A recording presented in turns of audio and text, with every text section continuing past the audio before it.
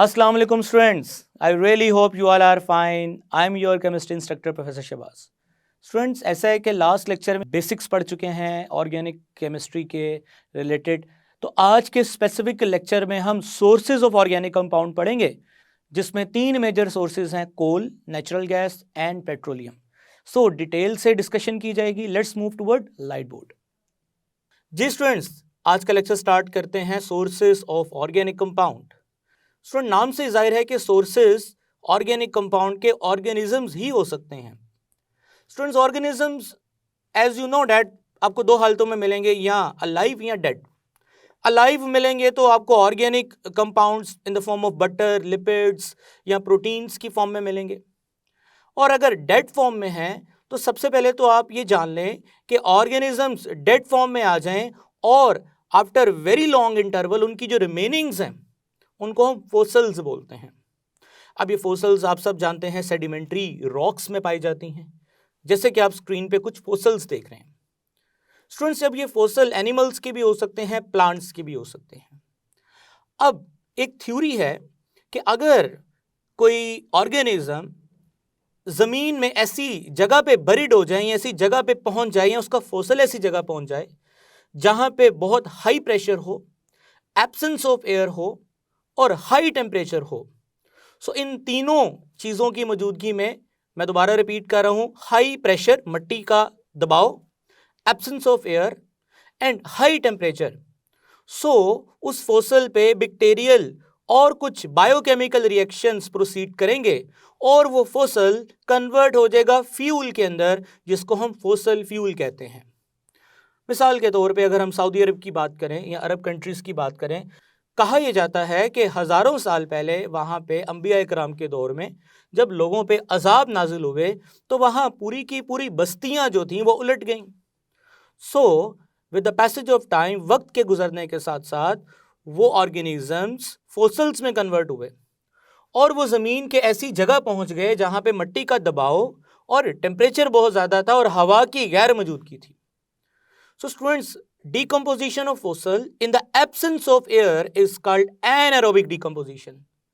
और अगर ऑक्सीजन होती तो वो एरोबिक डिकम्पोजिशन है, जो कि आप नॉर्मली देखते हैं। कोई जानवर या कोई जानदार मर जाए और वो बाहर किसी गली में या किसी सड़क पे पड़ा है तो वो एरोबिक डिकम्पोजिशन से डिकम्पोज हो जाएगा। बट अगर एनएरोबिक डिकम्पोजिशन हो तो वो फ्यूल में कन्वर्ट होता है, जिसको हम फोसिल फ्यूल का नाम देते हैं। स्टूडेंट्स, अब तीन तरह का हमें फोसिल फ्यूल देखने को मिला है। सबसे पहले जो फोसिल फ्यूल हम डिस्कस करेंगे वो है कोल। कोल के बाद नेक्स्ट फोसिल फ्यूल है natural gas and the third fossil fuel will be petroleum.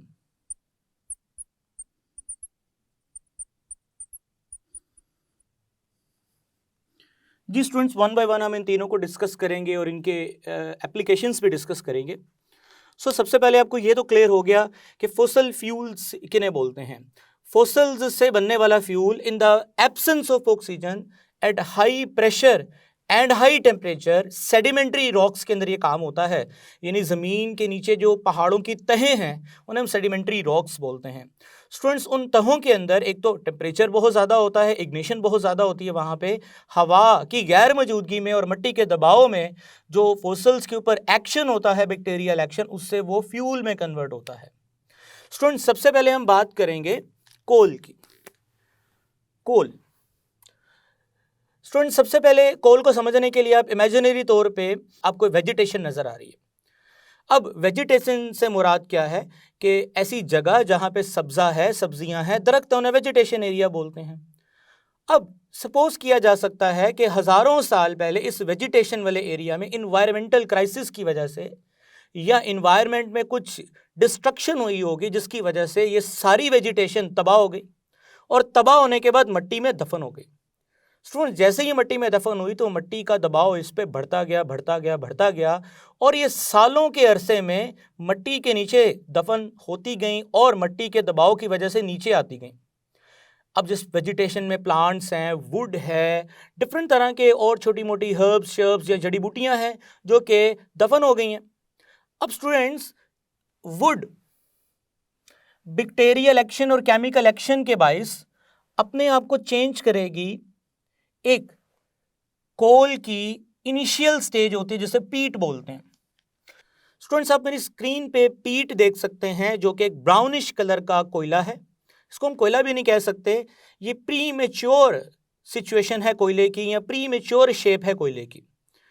अब स्टूडेंट्स, पीट जो कि लकड़ी के मट्टी में दफन होने की वजह से हजारों साल के बायोकेमिकल प्रोसेस और बैक्टीरियल एक्शन की वजह से लकड़ी कन्वर्ट हुई पीट के अंदर। स्टूडेंट्स, ऐसा क्या हुआ, बायोकेमिकल एक्शन या बैक्टीरियल एक्शन ने ऐसा क्या किया कि लकड़ी पीट में कन्वर्ट हो गई? स्टूडेंट्स, लकड़ी के अंदर कार्बन होता है और वोलाटाइल लिक्विड होता है। वोलाटाइल लिक्विड यानी ऐसा लिक्विड जो कि इवेपोरेट हो सकता है। तो हजारों साल में जो चेंज आया वो यही चेंज आया कि लकड़ी के ऊपर जैसे ही दबाव लगा तो वोलाटाइल लिक्विड जो लकड़ी में से था वो इवेपोरेट हो गया, यानी निकल गया, खारिज हो गया। तो पीछे कार्बन कंडेंस फॉर्म में रह गया, यानी लकड़ी में कार्बन का कंटेंट अगर थोड़ा ज्यादा कर दिया जाए और लकड़ी के वोलेटाइल मटेरियल्स को रिलीज करवा दिया जाए, ये अमल को साल 2 साल में नहीं होगा, ये हजारों साल लगते हैं इसको। सो स्टूडेंट्स, तो वो लकड़ी पीट में कन्वर्ट होगी। स्टूडेंट्स, अब ये पीट भी हजारों साल मट्टी में दफन रहेगा और मट्टी का दबाव इस पे लगता रहेगा और ये जमीन के मजीद निचली सतह पे पहुंचता जाएगा।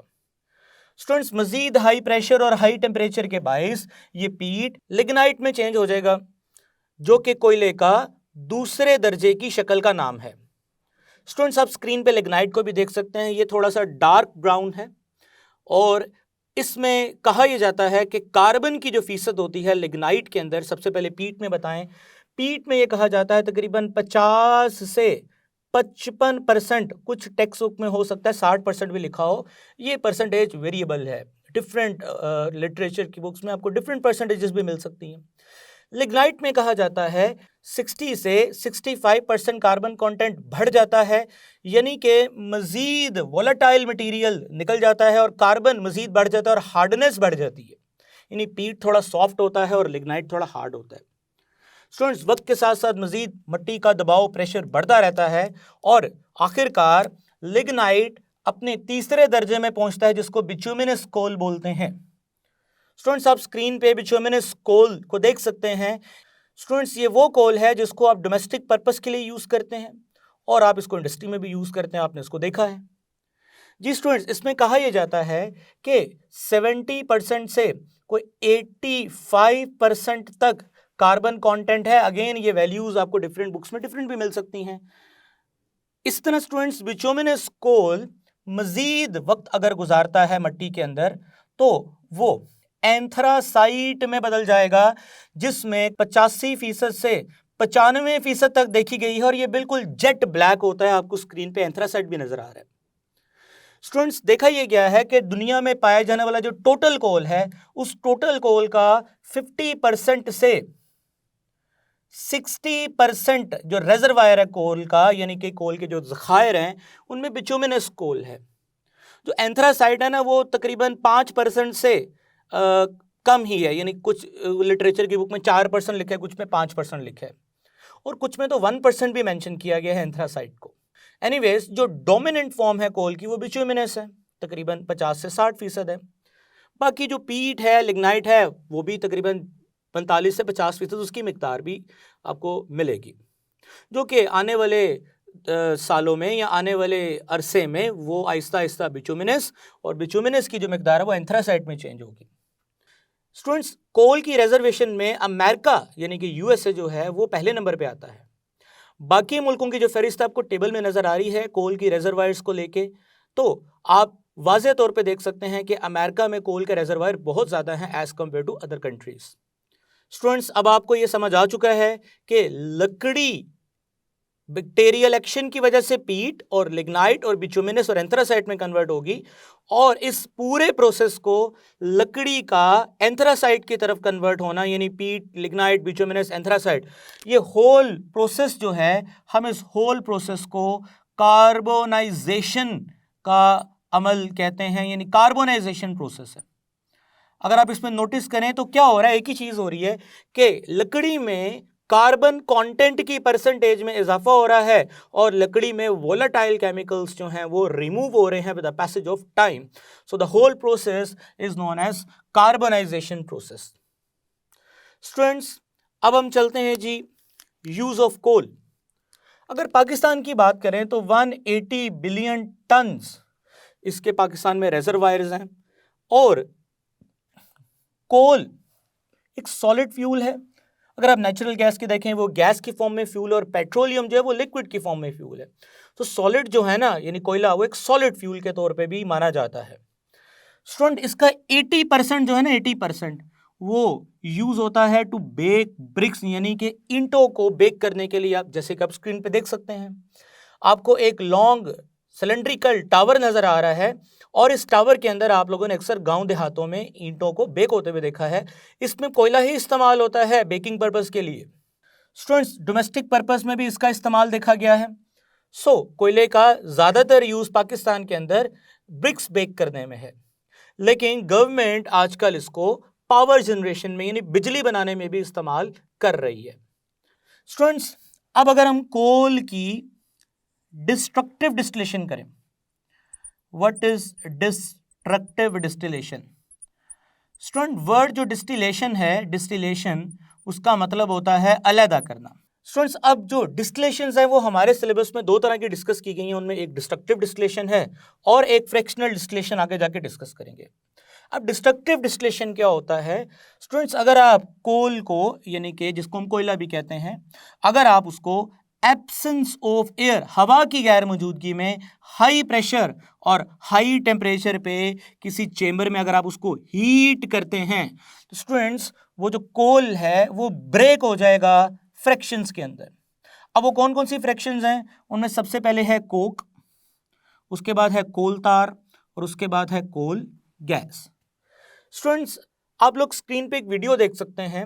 उस वीडियो में आप ये चीज क्लियरली देख सकते हैं कि कोल को हमने हीट किया और कोल हीट होने के बाद कन्वर्ट हो गया एक गैशियस प्रोडक्ट के अंदर जो कि कोल गैस है, एक ब्लैकिश लिक्विड के अंदर जो कि कोल तार है, और रेजिड्यू यानी कि कोयला जिसको हम गर्म कर रहे थे उसका जो रेजिड्यू है बाकी वो रेजिड्यू क्या है? कोक.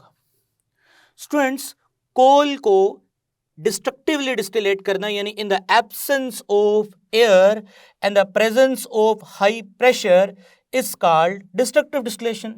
स्टूडेंट्स, इस डिस्ट्रक्टिव डिस्टिलेशन के थ्रू हमें कोक मिलेगा जो कि 99% प्योर कार्बन होता है.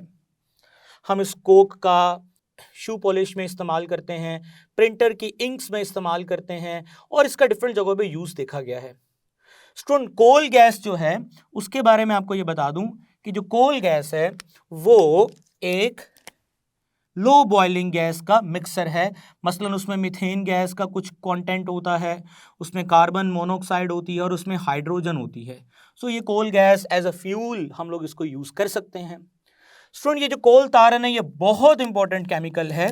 इस कोल तार के अंदर जो कि एक ब्लैकिश कलर का लिक्विड है, इस कोल तार के अंदर अराउंड 250 से 300 के करीब एरोमेटिक केमिकल्स पाए जाते हैं. आप इस कोल तार की फर्दर फ्रैक्शनल डिस्टिलेशन करके जो कि मैं आपको बताऊंगा, आप इन 200 से या इवन के 250 से 300 एरोमेटिक केमिकल्स को क्या कर सकते हैं? अलग कर सकते हैं. फॉर एग्जाम्पल स्टूडेंट्स, अगर मैं स्पेसिफिकली कोल तार की बात करूं तो स्टूडेंट्स कोल तार में आप देखेंगे कि बेंजीन को सेपरेट किया जा सकता है. इसका जिक्र आप चैप्टर 9 में भी पढ़ेंगे. उसके अलावा स्टूडेंट्स कोल तार में से फिनोल को सेपरेट किया गया. यानी ये तो मैंने एग्जाम्पल सिर्फ 2 दी हैं, लेकिन 250 से 300 के करीब एरोमेटिक फ्रैक्शंस यानी एरोमेटिक केमिकल्स होते हैं जिनको आप फ्रैक्शनल डिस्टिलेशन के प्रोसेस से गुजार के सेपरेट कर सकते हैं. स्टूडेंट्स, ये जो केमिकल्स हैं ये बड़े यूजफुल केमिकल्स हैं. ये डिफरेंट तरह के ऑर्गेनिक केमिकल्स यानी ऑर्गेनिक सिंथेसिस में इस्तेमाल होते हैं. मसलन अगर आप बात करते हैं एरोमेटिक कंपाउंड का यूज़, तो स्टूडेंट्स बहुत सारे डिसइंफेक्टेंट्स हैं, बहुत सारी वार्निशेस हैं, यानी वार्निशेस जो फर्नीचर पे चमक के लिए लगाते हैं, बहुत सारे प्लास्टिक मटेरियल्स हैं, बहुत सारे सिंथेटिक केमिकल्स हैं जो कि एरोमेटिक कंपाउंड से मिलकर बनते हैं, बहुत सारी ड्रग्स में एरोमेटिक कंपाउंड्स यूज होते हैं। तो स्टूडेंट्स, कोल में से निकलने वाला कोल तार जो कि लिक्विड चीज है, हम उसको फर्दर फ्रैक्शनल डिस्टिलेशन के प्रोसेस में से गुजार के इसमें से बहुत सारे केमिकल्स को, यानी तकरीबन 250 से 300 केमिकल्स है जिनको एक्सट्रैक्ट करते हैं, जिनका आगे फर्दर हमारी डेली लाइफ में बहुत ज़्यादा यूज़ है। स्टूडेंट्स, अगर हम आगे बात करें तो फर्दर डेवलपमेंट की बात करते हैं, कोल की यूटिलाइजेशन पावर जनरेशन में यानी बिजली पैदा करने में भी देखी जा रही है। आई रियली होप स्टूडेंट्स आपको कोल के बारे में जो मैंने इन्फॉर्मेशंस दी हैं आप उसको अच्छे से समझ चुके हैं, और पेपर में ये शॉर्ट क्वेश्चन के लिहाज से चीज़ें पूछी जा सकती हैं, आपने इसको अच्छे से प्रिपेयर करना है। स्टूडेंट्स, अब हम चलेंगे फॉसिल फ्यूल का जो सेकंड हमारा जो सोर्स है ऑर्गेनिक कंपाउंड्स का, वो है जी नेचुरल गैस। स्टूडेंट्स, चूंकि आपको पता है कि ये हम सोर्सेज पढ़ रहे हैं, अभी आपके सामने जो कोल पड़ा है, कोक, कोल तार, कोल गैस और कोल तार तो बहुत बड़ा सोर्स है ना ऑर्गेनिक कंपाउंड का आपके सामने है, और मैक्सिमम जो एरोमेटिक कंपाउंड्स हैं वो कोल तार से ही मिल रहे हैं। अब स्टूडेंट्स, यहाँ पे मैं एक बात आपको बताना चाहता हूँ, आपने कभी घर पे बारबेक्यू किया है तो आपने ये नोटिस किया होगा कि जब कोयला अंगीठी में डालते हैं तो कोयले में से जो वाइटिश स्मोक निकलता है, जो आंखों को पंजेंट यानी आंखों को चुभता है, तो वो वही स्मोक होता है जो कोल तार का लिक्विड की फॉर्म में कोयले के अंदर छुपा हुआ था। सो आपने तो ओपन डिस्टिलेशन की है, यानी कि आपने उसको डिस्ट्रक्टिवली डिस्टिलेट तो नहीं किया, आपने तो कोयला एयर की मौजूदगी में बर्न किया है, तो कोल तार के जितने भी केमिकल थे वो ऑक्सीजन की मौजूदगी में बर्न होकर डिकम्पोज होकर रिलीज हो गए। सो आपने देखा होगा कि कोयला शुरू में जब जलता है तो उसमें से पंजेंट जो धुआं निकलता है, या जो सूटी यानी वाइटिश कलर का धुआं निकलता है, वो एक्चुअली किसकी वजह से होता है? वो कोल तार की वजह से होता है। और कोयले का रेजिड्यू जो एंड पे बच जाता है स्टूडेंट्स, वो कोक होता है, और उसमें 99% क्या होती है? कार्बन होती है। जी स्टूडेंट्स, अब हम चलते हैं बेसिकली नेक्स्ट आर्टिकल की तरफ, which is natural gas. Students, natural gas is also called a clean fuel. Why they are called clean fuel, इसको पढ़ते हैं। स्टूडेंट्स, नेचुरल गैस क्या है? एक्चुअली ये मिक्सचर है लो बॉइलिंग हाइड्रोकार्बन्स का। यानी अगर बात करें नेचुरल गैस की कंपोजिशन की, तो स्टूडेंट्स इसमें 85% मीथेन गैस होती है, 15% ethane, propane, butane, carbon dioxide, nitrogen, hydrogen sulphide and helium gases भी इसमें पाई जाती हैं। लेकिन 85% इसकी जो कॉम्पोजिशन है ना, वो मीथेन पे मुश्तमिल है। स्टूडेंट्स, देखा यह गया है कि कुछ ममालिक में फोसल्स, जब एनिमल फोसल्स की बात कर रहा हूं क्योंकि कोल तो प्लांट के फोसल से था। अब यहाँ याद रखने वाली बात क्या है कि जो नेचुरल गैस है ना, उसके साथ आपने लिखना है कि ये एनिमल फोसल्स से ये ओरिजिनेट होगा। अब ये बात तो अंडर रिसर्च है कि कुछ ममालिक में एनिमल फोसल्स की जो डिकम्पोजिशन है, एनारोबिक डिकम्पोजिशन, यानी कि अगर जानवरों यानी जानदारों के, यानी जिनमें हैवान शामिल हैं, उनकी एनारोबिक डिकम्पोजिशन होगी तो वो नेचुरल गैस में चेंज होते हैं, और कुछ ममालिक में वो पेट्रोलियम में चेंज होते हैं। जैसे अगर आप पाकिस्तान की बात करते हैं तो पाकिस्तान में आपको पेट्रोलियम के रिजर्वायर्स नहीं मिलेंगे, आपको नेचुरल गैस के रिजर्वायर्स मिलेंगे। जैसे बड़ी ही मशहूर बलूचिस्तान में सुई का मुकाम है जहाँ से सुई गैस निकली है। एक्चुअली वो नेचुरल गैस है, लेकिन उसको हम सुई गैस बोलते हैं उस जगह की वजह से। स्टूडेंट्स, पाकिस्तान जैसी कंट्रीज़ में हमने ये ऑब्जर्व किया है कि नेचुरल गैस, एनिमल फोसल्स की जो कन्वर्जन है वो नेचुरल गैस में हुई है। अब इसके पीछे क्या फैक्टर्स हैं, ये अंडर रिसर्च हैं अभी। और अरब कंट्रीज़ में जो हैवानात यानी कि एनिमल्स के जो फोसल्स की जो कन्वर्जन है वो पेट्रोलियम के अंदर हुई है। जी स्टूडेंट्स, अब नेचुरल गैस की बात करें तो इसकी formation, decomposition of organic matters. अब डिकम्पोजिशन याद रखिए, कौन सी डिकम्पोजिशन, एरोबिक या एनारोबिक? एनारोबिक। स्टूडेंट्स, अब मैं इसकी बेहतरीन मिसाल आपको देता हूं। आपने मार्शी प्लेसेस देखी होंगी, मार्शी प्लेसेस। अब मार्शी प्लेसेस क्या होती हैं? दलदली जगह। स्टूडेंट्स, आपको स्क्रीन पे एक दलदली जगह यानी दलदल वाली जगह नजर आ रही है। आपने अक्सर देखा है कि दलदल वाली जगह पे छोटे छोटे बबल्स पोर करते हैं। अब ये बबल किसकी वजह से पोर करते हैं स्टूडेंट्स? अब ये बिल्कुल मुमकिन है कि मिट्टी के इस बेड के नीचे हो सकता है कुछ वेजिटेशंस या कुछ डेड एनिमल्स हों और मिट्टी के दबाव और हवा की गैर मौजूदगी में इन वेजिटेशंस और एनिमल्स की डिकम्पोजिशन हुई हो और इनकी डिकम्पोजिशन के बाद एनारोबिक डिकम्पोजिशन है तो ये मीथेन गैस में कन्वर्ट हो गए हैं। This is called anaerobic decomposition. तो दैट्स वाई अगर आप नेचुरल गैस में मीथेन की बात करें तो आपने शायद ये छोटी क्लासों में पढ़ा भी है, they found in marshy places, यानी दलदली जगहों पे ये मिलती है due to anaerobic decomposition under the bed of mud. जी स्टूडेंट्स, अगर हम नेचुरल गैस की बात करें, ये क्लीन फ्यूल क्या है, क्योंकि इसके बर्न होने से एनवायरनमेंट में पोल्यूशन क्रिएट नहीं होती। कोल के बर्न होने से कोक यानी कोयला प्रोड्यूस होता है जो कि ब्लैकिश कलर का स्मोक रिलीज करता है। कोयले के बर्न होने की वजह से उसमें कोक होता है, ब्लैकिश कलर का वो कार्बन उस स्मोक में निकलता है। सो अगर नेचुरल गैस की बात करें तो स्टूडेंट ये क्लीन फ्यूल है, आप इनको घरों में भी इस्तेमाल करते हैं और आपने ये नोटिस किया है कि इनके स्मोक में इतना ज़्यादा पोल्यूशन नहीं है।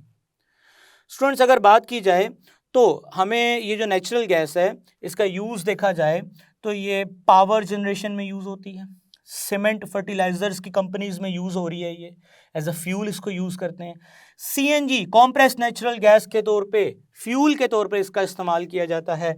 LNG liquefied natural gas. Students ये सीएनजी कंप्रेस नेचुरल गैस होता क्या है कि सिलेंडर में कंप्रेस्ड फॉर्म में हम नेचुरल गैस यानी सुई गैस को भर देते हैं, उसे होता क्या है कि ज़्यादा गैस थोड़ी जगह पे अकोमोडेट हो जाती है। स्टूडेंट्स एलएनजी भी सीएनजी की एक टाइप है, बस फ़र्क यह है कि सीएनजी में आप कंप्रेस गैस यानी कि गैस को हाई प्रेशर पे इंजेक्ट करते हैं सिलेंडर के अंदर। अब एलएनजी में क्या होता है, एक तो हाई प्रेशर भी होता है और लो टेम्परेचर होता है, जिससे वो गैस अपने आप को लिक्विड में बदल लेती है। That's why they called LNG liquefied natural gas. Students आजकल आपने नाम सुना होगा एलपीजी लिक्विफाइड पेट्रोलियम गैस। आप स्क्रीन पे इसके टैंक्स भी देख सकते हैं, पाकिस्तान में इसका बहुत ज़्यादा यूज़ हो रहा है आजकल, लिक्विफाइड पेट्रोलियम गैस। स्टूडेंट्स अब ये लिक्विफाइड पेट्रोलियम गैस क्या होती है, एक्चुअली ये पेट्रोलियम से एक्सट्रैक्ट की जाती है। अब थोड़ा सा एलएनजी और यानी कि सीएनजी और एलपीजी में थोड़ी सी कंपोजिशन का फ़र्क होता है।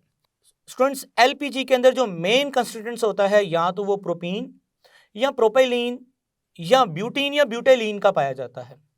सो स्टूडेंट्स थोड़ा सा कंपोजिशन का फ़र्क है, बट मकसद इनका सेम है, दोनों एज अ एनर्जी सोर्स के तौर पे इस्तेमाल किए जाते हैं। और स्टूडेंट्स आप याद रखिए यहाँ पे पर क्लोरिक वैल्यू यानी कि एलपीजी हीट यानी बर्न होने पे जो हीट देती है उसकी मिकदार थोड़ी ज़्यादा है as compare to CNG and LNG. यही वजह है कि सीएनजी और एलएनजी की जगह पे आजकल एलपीजी यूज़ की जा रही है, क्योंकि इसके फ्लेम की जो इंटेंसिटी है उसमें जो क्लोरिक हीट है वो थोड़ी ज़्यादा है। आई रियली होप स्टूडेंट्स आपको सीएनजी यानी कि नेचुरल गैस समझ आ गया है, उसका यूज़, उसकी कॉम्पोजिशन समझ आ गई। और यहाँ पे मैं एक इंटरेस्टिंग चीज़ बताना चाहता हूँ।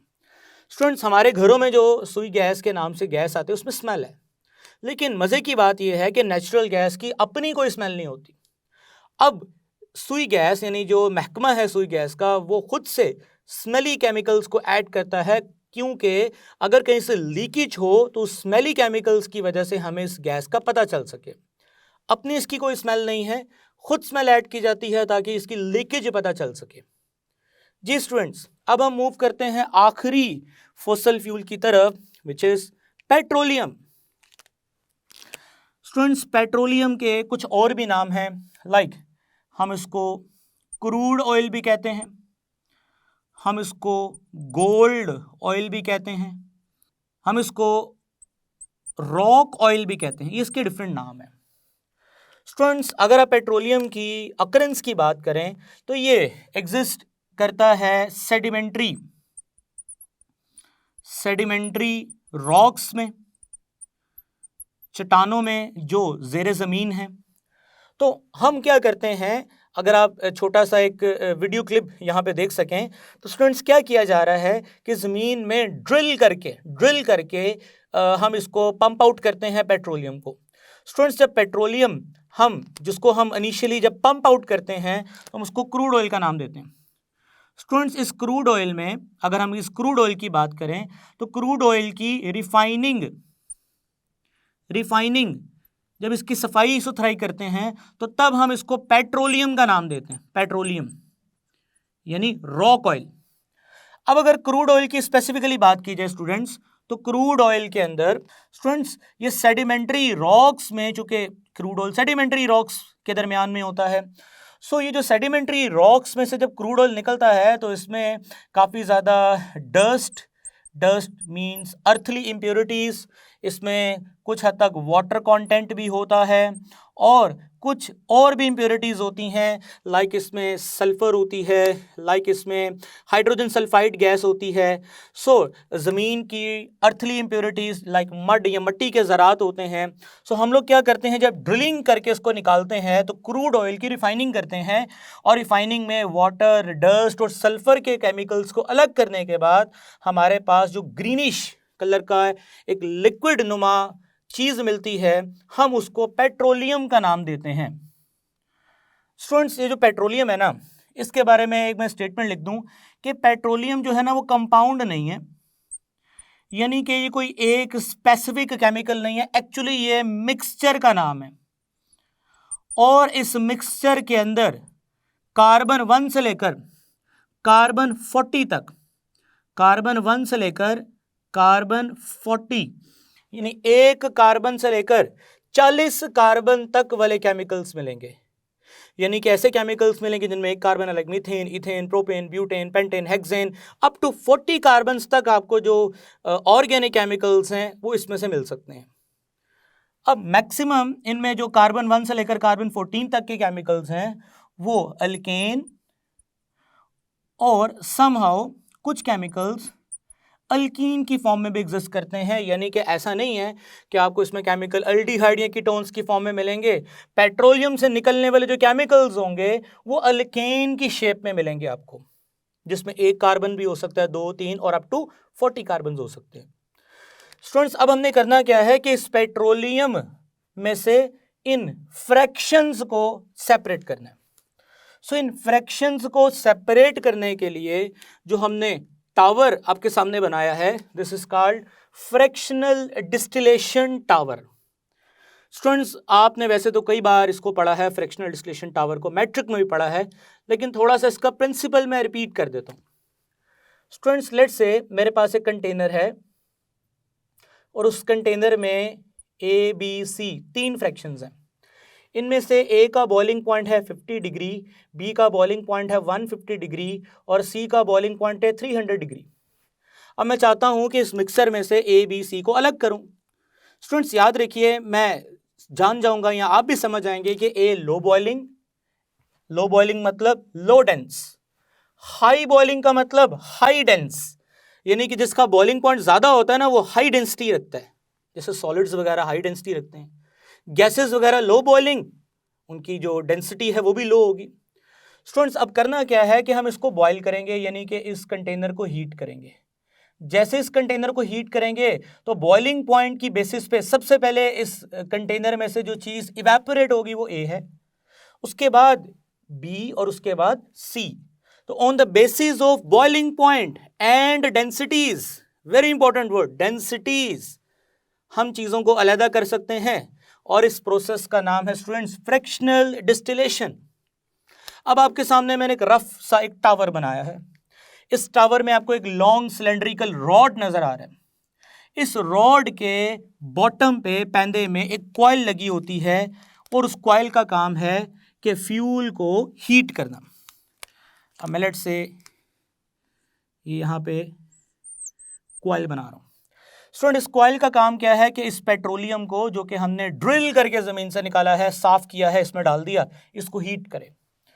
स्टूडेंट, जैसे ही ये फ्रैक्शनल डिस्टिलेशन टावर में कॉइल हीट करेगी पेट्रोलियम को, सो सबसे पहले इस पेट्रोलियम में जो कि एक मिक्सचर है कार्बन 1 से कार्बन 14 की फ्रैक्शन यानी अज्जा का, सो होगा क्या कि अगर तो हमने टेम्परेचर 20 डिग्री से नीचे रखा, सो स्टूडेंट्स इसमें से वो फ्रैक्शंस निकलना शुरू हो जाएंगी। अब याद रहे, ये मैंने इसका कवर्ड एरिया दिखाया है, ये शायद आपको मैं यहाँ पे क्लियर कर दूं डायग्राम।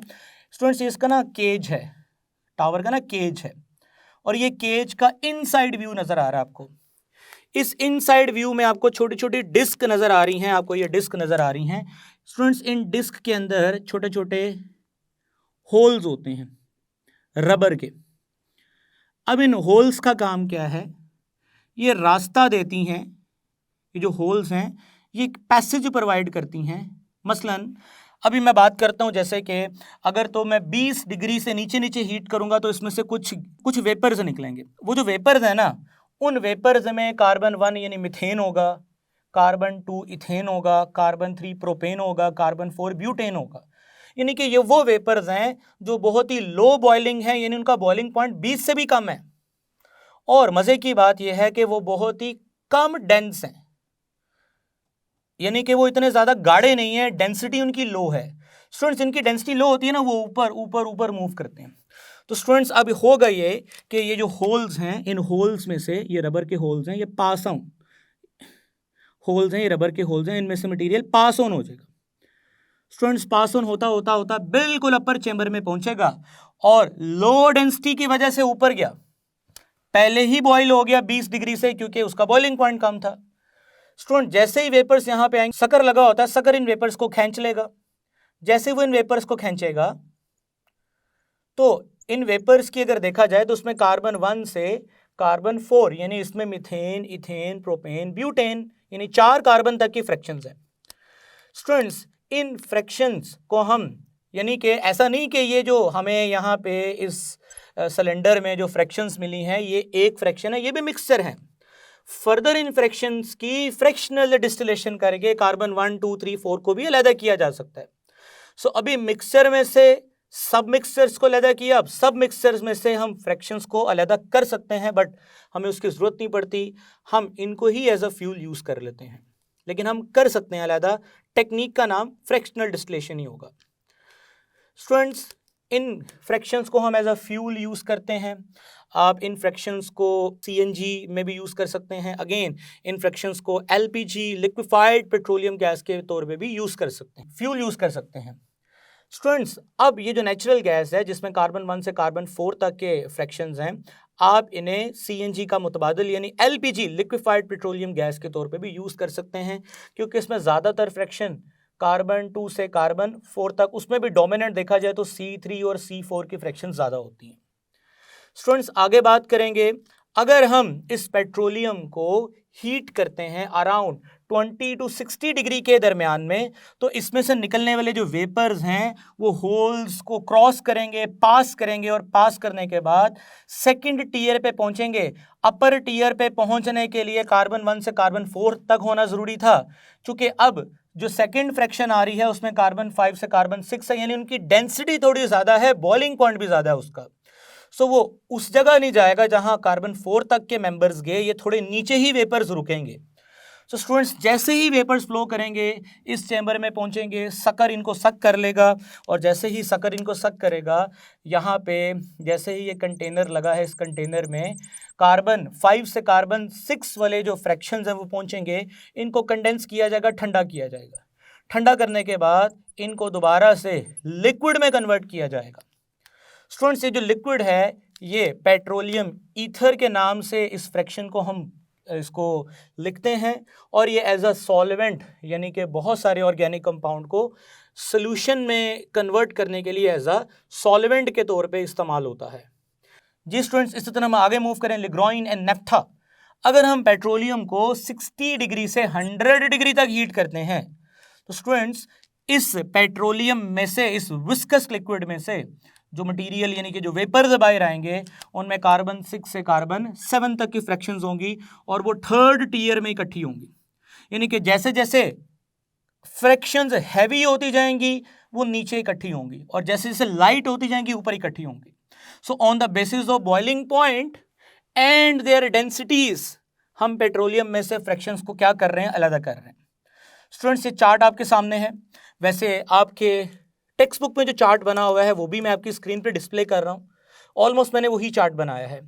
उसमें आप देख सकते हैं कि डिफरेंट रेंजेस ऑफ टेम्परेचर, एक एग्जैक्ट टेम्परेचर तो नहीं है, क्योंकि एग्जैक्ट टेम्परेचर तो होता है किसी फिक्स कंपाउंड का। अब यहाँ जो चीज़ें अलहदा हो रही हैं वो कोई एक फिक्स कंपाउंड तो है ही नहीं है, वो तो डिफरेंट तरह की फ्रैक्शंस हैं। सो रेंज आएगा यानी 60 से 100 के दरमियान। इस तरह से स्टूडेंट्स अगर आप 40 से 220 के दरमियान तक इसको हीट करते हैं तो जो फ्रैक्शंस आपको मिलेंगी सिलेंडर के अंदर, जो कि इस जगह पे इकट्ठी होंगी, उन फ्रैक्शंस में स्टूडेंट्स कार्बन 4 से कार्बन 13 तक के कंपाउंड्स पाए जाएंगे और उनमें मोस्टली कार्बन 6 से कार्बन 8 होंगे। और ये वो फ्रैक्शन है जो हमारे लिए बहुत इंपॉर्टेंट है, क्योंकि हम इस गैसोलीन नाम की फ्रैक्शन को मोटर फ्यूल यानी कि गाड़ियों के अंदर, बाइक्स के अंदर जो फ्यूल यूज होता है वो ये मोटर फ्यूल ही है।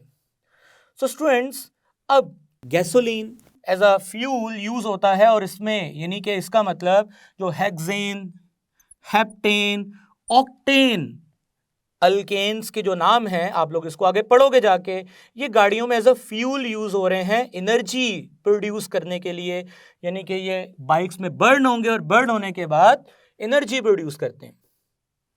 स्टूडेंट्स, इसी तरह से हम कैरोसिन यानी मट्टी का तेल जिसे बोलते हैं, 175 से 325 डिग्री तक हीट करोगे तो 175 से 325 डिग्री तक हीट करने से पेट्रोलियम में से जो चीज़ें निकलेंगे ना, वो कैरोसिन यानी मट्टी का तेल है। अब ये ज़्यादातर इतना ज़्यादा ये फेमस नहीं है, यानी इसका इतना ज़्यादा यूज़ नहीं देखा गया। जस्ट ये हीटिंग फ्यूल है। हीटिंग फ्यूल का मतलब जस्ट किसी चीज़ को बर्न करना है, हीट हासिल करनी है, किसी चीज़ को हमने इग्नेट करना है तो इसको यूज़ कर सकते हैं। स्टूडेंट, इसी तरह गैस ऑयल जिसको डीजल के नाम से आप बुलाते हैं, इसको एक्सट्रैक्ट करने के लिए आपको 275 डिग्री से ज़्यादा हीट करना पड़ेगा तो डीजल इसमें से निकलेगा।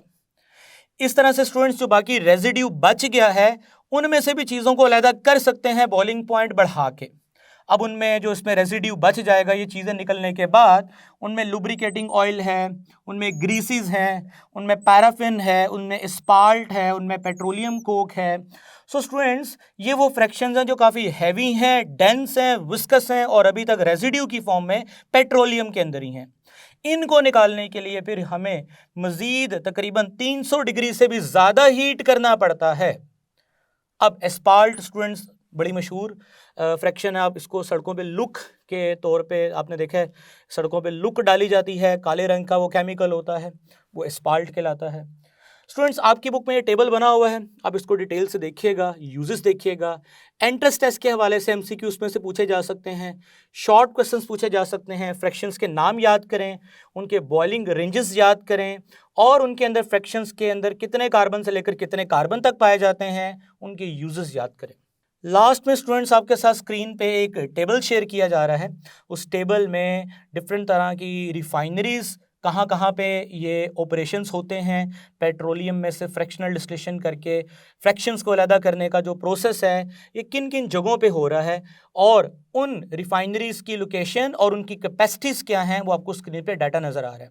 आप इस डाटा को अपनी बुक से टैली करें और ये बड़ा आसान आपको समझ आ सकता है। आई रियली होप स्टूडेंट्स आपको सोर्सेज ऑफ ऑर्गेनिक कंपाउंड में कोल, उसके बाद नेचुरल गैस और पेट्रोलियम से रिलेटेड पेट्रोलियम का फ्रैक्शनल डिस्टिलेशन टावर, उसका प्रिंसिपल, सेपरेशन टेक्निक मैंने डिटेल से बता दिया है। काफ़ी कुछ मैंने आपके साथ इसमें डिस्कस किया है। आई रियली होप आपने आज का लेक्चर एंजॉय किया होगा। इंशाल्लाह नेक्स्ट लेक्चर में मिलेंगे, उसमें हम एक बड़ी ही स्पेसिफिक चीज़ डिस्कस करेंगे जो मैं थोड़ा सा उसका अभी हिंट देना चाहता हूँ। स्टूडेंट्स, 1 मिनट की बात है, उसको आप जरा सुन लीजिएगा ध्यान से। स्टूडेंट्स, हमारे लिए सबसे इंपॉर्टेंट जो है ना वो गैसोलीन है और पेट्रोलियम में से 20% गैसोलीन निकलती है और बाकी चीज़ें निकलती हैं 80%, यानी kerosene, gas oil, natural gas, petroleum ether, ligroin या नेफ्था, ये बाकी जो लुब्रिकेटिंग ऑयल है ये बाकी 80% यही है। अब हमें सबसे ज़्यादा ज़रूरत है गैसोलीन की। सो अब नेक्स्ट टॉपिक में आपको यही बताया जाएगा कि हम गैसोलीन जो कि पेट्रोल के तौर पे गाड़ियों में इस्तेमाल करते हैं, इस गैसोलीन की जो पैदावार है वो 20% जो बहुत कम है। सो हम क्या करेंगे, kerosene oil, gas oil, lubricating oils, ये वो चीज़ें जो हमें इतनी ज़्यादा फ़ायदेमंद नहीं है हमारे लिए, हमें इनकी इतनी ज़्यादा ज़रूरत भी नहीं है। सो हम क्या करेंगे, जैसे कैरोसिन में 14 कार्बन है, गैस ऑयल में 12 कार्बन से 18 कार्बन है, तो हम इन 18 कार्बन की चेन को अगर ब्रेक करवा दें या हम 14 कार्बन की चेन को 7 कार्बन में ब्रेक करवा दें तो 14 को जब 2 हिस्सों में तोड़ेंगे तो 7-7 कार्बन वाली 2 चेन्स मिलेंगी। इस तरह 18 को तोड़ेंगे तो आपको हो सकता है 8-8 कार्बन वाली या 8-9 कार्बन वाली 2 चेन्स मिल जाएं। सो आप लार्ज चेन्स को क्रैक करवा के शॉर्ट चेन्स में कन्वर्ट कर सकते हैं। लाइक हमें तो वो chemical as a gasoline use होता हुआ नजर आएगा जिसमें 6 कार्बन है, 7 कार्बन है, 8 कार्बन है। सो लॉन्ग चेन्स को ब्रेक करवा के शॉर्ट चेन में कन्वर्ट करवा के हम उसे अपने मकसद के लिए इस्तेमाल कर सकते हैं, यानी गैसोलीन की परसेंटेज बढ़ा सकते हैं लेस यूजफुल फ्रैक्शंस को क्रैक करवाने के बाद। तो स्टूडेंट्स नेक्स्ट लेक्चर हमारा यही होगा, क्रैकिंग ऑफ पेट्रोलियम। तो उसमें आपको यही पॉइंट डिस्कस किया जाएगा। अभी तक के लिए इतना ही काफ़ी है। इंशाल्लाह नेक्स्ट लेक्चर में मिलेंगे। अल्लाह हाफिज़।